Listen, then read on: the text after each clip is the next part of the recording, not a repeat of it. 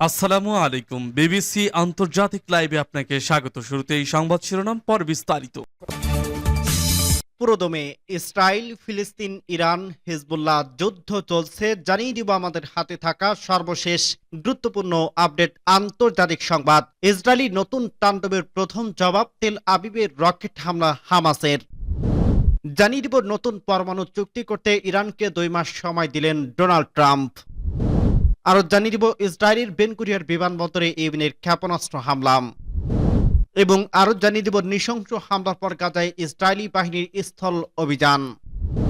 সর্বশেষ জানিয়ে দেব ইয়েমেনে মার্কিন বাহিনীর ফের অতর্কিত হামলা, নিহত 16। শুনছিলেন সংবাদ শিরোনাম, এরপর বিস্তারিত। তার আগে অনুরোধ থাকবে, ভিডিওটি যদি ভালো লেগে থাকে ভিডিওটিতে একটি লাইক এবং কমেন্ট করে জানিয়ে দিন ভিডিও সম্পর্কে আপনার মূল্যবান মতামত, এবং আরো কমেন্ট করে জানিয়ে দিন ভিডিওটি আপনি কোথা থেকে দেখছেন এবং শুনছেন।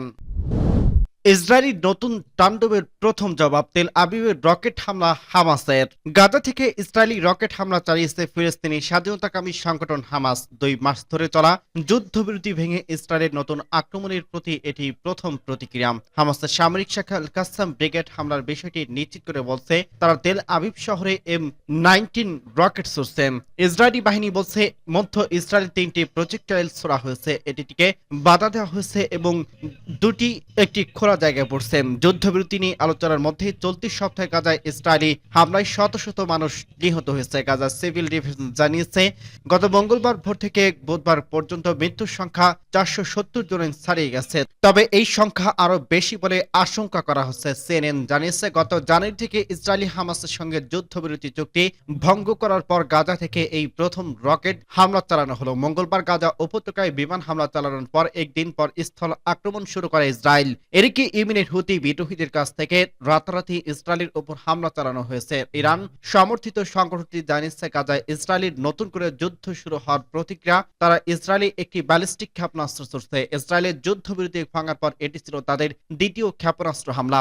অপরদিকে গতকাল বুধবার জেরুজালেমে বিক্ষোভকারীদের ক্রোধের মুখোমুখি হন বেঞ্জামিন নেতানিয়াহু। হাজার হাজার মানুষ ইসরায়েলি গভর্নমেন্টের নেসেটের বাইরে নতুন করে সংঘাতের বিরোধিতা করতে জড়ো হন। বিক্ষোভকারীরা নেতানিয়াহুর বিরুদ্ধে অভিযোগ করছেন তিনি ক্ষমতাসীন থাকতে জোটকে টিকিয়ে রাখতে যুদ্ধ পুনরায় শুরু করছে। গাজা যুদ্ধ নিয়ে বিভক্তির কারণে দীর্ঘদিন ধরে তার জোট সরকার ভেঙে পড়ার হুমকিতে রয়েছে। নতুন পরমাণু চুক্তি করতে ইরানকে 2 মাসের সময় দিলেন ট্রাম্প। নতুন পারমাণবিক চুক্তিতে সম্মত হতে ইরানকে 2 মাস সময় বেঁধে দিয়েছে মার্কিন প্রেসিডেন্ট ডোনাল্ড ট্রাম্প। তিনি ইরানের সর্বোচ্চ ধর্মীয় নেতা আয়াতুল্লাহ আলী খামেনির কাছে একটি চিঠি লিখে বিষয়টি জানিয়ে দিয়েছেন। এতে তেহরান ব্যর্থ হলে সামরিক পথে হাঁটতে পারে ওয়াশিংটন। ট্রাম্পের চিঠি সম্পর্কে জানেন এমন এক কর্মকর্তা সিএনএনকে এসব কথা বলছেন। খামেনিকে চিঠি লেখার আগ পর্যন্ত ইরানকে একটি নতুন পারমাণবিক চুক্তির কথা বলে আসছিলেন ট্রাম্প। এই চুক্তির মাধ্যমে ইরানের পারমাণবিক সক্ষমতার উপর আরো বেশি নিয়ন্ত্রণ প্রতিষ্ঠা করতে চায় ওয়াশিংটন। খামেনিকে লেখা চিঠিতে ট্রাম্প গত সপ্তাহে আরব আমিরাতের প্রেসিডেন্ট মোহাম্মদ বিন জায়েদ আল নাহিয়ানের কাছে হস্তান্তর করছে ট্রাম্পের মধ্যপ্রাচ্য বিষয়ক দূত স্টিভ উইটকফ। চিঠিটি পরে ইরানি কর্মকর্তাদের কাছে পৌঁছে দিয়েছে ইউএই। যুক্তরাষ্ট্রের দ্বিতীয় নিরাপত্তা পরিষদের মুখপাত্র ব্রায়ান হিটস এক বিবৃতিতে বলছে ইরানের পারমাণবিক কর্মসূচি যে বিরোধ চলছে তা শীঘ্রই কূটনৈতিকভাবে মীমাংসা করতে চান ট্রাম্প। তিনি চিঠিতে একথা আয়াতুল্লাহ আলী খামেনিকে স্পষ্ট করছেন। যদি তা সম্ভব না হয় তাহলে বিরোধ মেটার অন্য কোনো উপায় রয়েছে। চিঠির বিষয়বস্তু নিয়ে সবার আগে প্রতিবেদন করছিল যুক্তরাষ্ট্রের সংবাদ মাধ্যম এক্সিওস। গত মঙ্গলবার 18 মার্চ রাশিয়ার প্রেসিডেন্ট ভ্লাদিমির পুতিনের সঙ্গে টেলিফোনে আলাপে ইরানের সঙ্গে সম্ভাব্য পারমাণবিক চুক্তি নিয়ে কথা বলছেন ট্রাম্প। 2 প্রেসিডেন্ট আলাপের পর এক বিবৃতিতে হোয়াইট হাউসে একথা জানিয়েছে। বিবৃতিতে বলা হয় ট্রাম্প ও পুতিন ভবিষ্যতে মধ্যপ্রাচ্যে সংঘাত ঠেকাতে মিলেমিশে কিভাবে কাজ করা যায় তা নিয়ে মোটামুটিভাবে আলোচনা করছেন। কৌশলগত অস্ত্রের সমৃদ্ধি না বাড়ানোর প্রয়োজনীয়তা নিয়ে তারা আলোচনা করছে। তারা মনে করেন এটা নিশ্চিত করতে অন্যদের সঙ্গে কাজ করা প্রয়োজন। হোয়াইট হাউসের বিবৃতিতে আরো বলা হয় দুজন নেতা মনে করেন ইরানকে কখনো ইসরায়েলের ধ্বংস করার মতো অবস্থানে পৌঁছাতে দেওয়া যাবে না। চলতি মাসের শুরুতে ট্রাম্প ফক্স নিউজকে বলছিলেন ইরান দুটি কাজ করতে পারে, সামরিক সংঘাত এর কথা ভাবতে পারে অথবা চুক্তি করতে পারে। আমি চুক্তি করা পছন্দ করি কারণ আমি ইরানকে আঘাত করতে চাই না। ইসরায়েলের বেন গুরিয়র বিমানবন্দরে ইয়েমেনের ক্ষেপণাস্ত্র হামলা। ইয়েমেনের সেনাবাহিনী দখলীকৃত ফিলিস্তিনি ভূখণ্ডে অবস্থিত ইসরায়েলের বেন গুরিয়র বিমানবন্দরে প্যালেস্টাইন টু হাইপারসনিক ক্ষেপণাস্ত্র ছুড়ে হামলা চালিয়েছে। বৃহস্পতিবার এক বিবৃতিতে ইয়েমেনি সশস্ত্র বাহিনীর মুখপাত্র ব্রিগেডিয়ার জেনারেল ইয়াহিয়া সারি এ তথ্য জানিয়েছেন। ইয়াহিয়া সারি জানিয়েছে দখলকৃত জাফা অঞ্চলে অবস্থিত বেন গুরিয়র বিমানবন্দরে একটি হাইপারসনিক ব্যালিস্টিক ক্ষেপণাস্ত্র ধারার লক্ষ্যবস্তু করা হয়েছে। তিনি বলেন, ইয়েমেনি বাহিনী একটি মার্কিন বিমানবাহী রণতরী এবং বেশ কয়েকটি যুদ্ধ জাহাজের ওপর সামরিক অভিযান চালিয়েছে।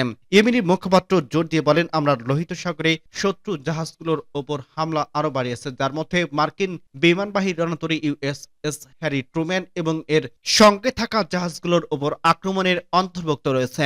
এই অভিযানের ইয়েমেনি বাহিনী ক্ষেপণাস্ত্র ইউনিট, নৌবাহিনী এবং উন্নত ড্রোন প্রযুক্তির মাধ্যমে পরিচালিত হয়েছে বলে উল্লেখ করছে ইয়াহিয়া সারি। তিনি জানান, একাধিক ব্যালিস্টিক ক্ষেপণাস্ত্র ও ড্রোন ব্যবহার করে এই অভিযান সফলভাবে পরিচালিত হয়েছে। আল্লাহর রহমতে এই অভিযানের তার লক্ষ্য অর্জন সফল হয়েছে যোগ করেন তিনি। সূত্র বেহ নিউজ এজেন্সি। নৃশংস হামলার পর গাজায় ইসরায়েলি বাহিনীর স্থল অভিযান।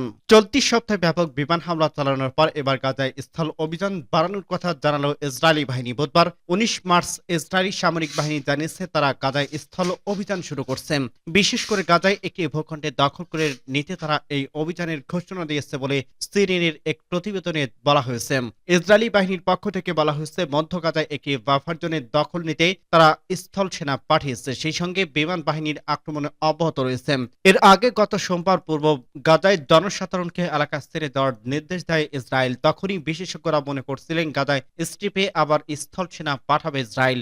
জার্মান সংবাদ মাধ্যম ডয়েচ ভেলের প্রতিবেদনে বলা হয়েছে, গত মঙ্গলবার থেকে ইসরায়েলে স্থল সেনা সেখানে ঢুকতে শুরু করছে। পরবর্তী সময় গতকাল বুধবার ইসরায়েল জানিয়েছে মধ্য গাজায় একটি বাফার জোনের দখল নিতেই সেখানে স্থল সেনা পাঠিয়েছে ইসরায়েল। প্রতিবেদনে বলা হয়েছে, যে অঞ্চলে ইসরায়েলি সেনা অভিযান চালাচ্ছে তার নাম নির্জারিম করিডর। এই করিডরে গাজাকে উত্তর ও দক্ষিণে বিভক্ত করে। গাজা আক্রমণ চালানোর সময় ইসরায়েল এই অঞ্চলে দখল করছিল, কিন্তু সংঘর্ষ বিরতি চুক্তির মধ্যে সেখান থেকে সেনা সরিয়ে নেয় তারা। এবার আবার সেখানে সেনা মোতায়েন করলো ইসরায়েল, যা সংঘর্ষের বিরতি চুক্তির লঙ্ঘন করছে। এদিকে বুধবার রাতভর গাজায় বোমা নিক্ষেপ করছে ইসরায়েলি দখলদার বিমান বাহিনী। তারা জানিয়েছে হামাসের পরিকাঠামোগুলো লক্ষ্য করেই এই আক্রমণ চালানো হয়েছে। তবে হামাসের পক্ষ থেকে বলা হয়েছে হামলার বহু সাধারণ মানুষ নিহত হয়েছে। তাদের হিসাব অনুযায়ী শুধু বুধবারেই 13 জন নিহত হয়েছে, যার মধ্যেই নারী ও শিশু আছে। আল জাজিরার লাইভ প্রতিবেদনে বলা হয়েছে, গত মঙ্গলবার যুদ্ধবিরতি লঙ্ঘন করে গাজায় ব্যাপক হামলা শুরু করছে ইসরায়েলি বাহিনী। মঙ্গলবার থেকে শুরু হওয়া হামলায় এখন পর্যন্ত গাজায় নিহত হয়েছে 436 ফিলিস্তিনি। নিহতদের মধ্যে 183 জন শিশু রয়েছে। ইয়েমেনে মার্কিন বাহিনীর ফের অতর্কিত হামলা, নিহত 16। ইয়েমেনের হুতি বিদ্রোহী গোষ্ঠী লক্ষ্য করে ফের অতর্কিত হামলা চালিয়েছে মার্কিন বাহিনী। এতে হুতির অন্তত 16 জন সদস্য নিহত হয়েছে। বৃহস্পতিবার 20 মার্চ আনাদলু এজেন্সির এক প্রতিবেদনে এ তথ্য জানানো হয়েছে। এদিকে রয়টার্স বলছে টানা 5 দিন ধরে ইয়েমেনে হামলা চালাচ্ছে মার্কিন বাহিনী। তবে সর্বশেষ চালানোর বিস্তারিত সম্পর্কে তেমন কিছু জানায়নি হুতি সংশ্লিষ্ট সংবাদ সংস্থা সাবাম। এর আগে ইয়েমেনের রাজধানী সানায় চালানো মার্কিন হামলায় 7 জন নারী এবং 2 জন শিশু আহত হয় বলে জানিয়েছে প্রতিবেদনে। আল মাসরা টিভির প্রতিবেদনে বলা হয়েছে, মার্কিন বাহিনী আল জাউফ প্রদেশের আল হাজম জেলার সাদা আল বায়দা প্রদেশের সাওয়াদিয়া জেলায় হামলা চালিয়েছে।